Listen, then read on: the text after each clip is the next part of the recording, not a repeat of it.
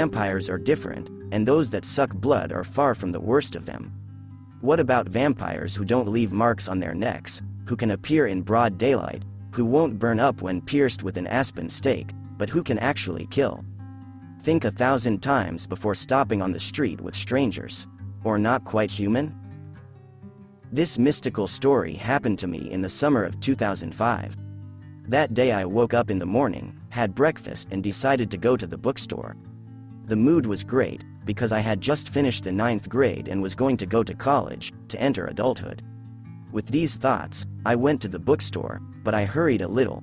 The store opened at 10 o'clock, and I arrived at 9. I had to stay somewhere for a whole hour, and I decided to go into the yards. There he sat down on a bench and began to enjoy the summer. After some time, a grandmother of about 70 came out of the entrance of a house located nearby. She was dressed in a light skirt, a blouse with lace and a wide-brimmed hat. She fed the yard cats, and then came up to me and sat down on the bench. Word by word, we talked. We had a lot to talk about.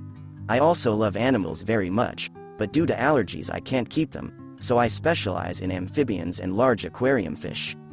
Actually, I went to the store for literature on the maintenance of the fiery salamander. Granny turned out to be very talkative and smiling. She offered me sweets, which I politely refused. After looking at my watch and seeing that the store would open in 5 minutes, I said goodbye to my grandmother and got up to leave. At that moment, she touched my left hand with her right hand. At the same moment, it was as if a rod was pulled out of me. My legs became cottony, my head was spinning, complete apathy and an absolute lack of strength set in. I couldn't even take a step. Looking at the old woman, I saw that her smile was more like a grin. She looked at me intently, and I was getting worse. I guessed what was the matter. From my grandmother in my childhood I heard about such people. My grandmother called them witches, and she was wrong. These are not sorcerers and not witches, they are vampires. All the prayers just knocked out of my head, and the old woman continued to look at me, and her gaze simply nailed me to the spot, depriving me of the will to resist. I just squeezed out of myself. You? I could not say another word, my tongue was taken away. Me, granddaughter, me. Good job, you got it right, the old vampire said. With a tremendous effort of will, I forced myself to take a step, then another, then another. So I slowly left the yard. After sitting on the doorstep of the store for about 2 hours, I didn't have the strength to go up to the 2nd floor. I felt better.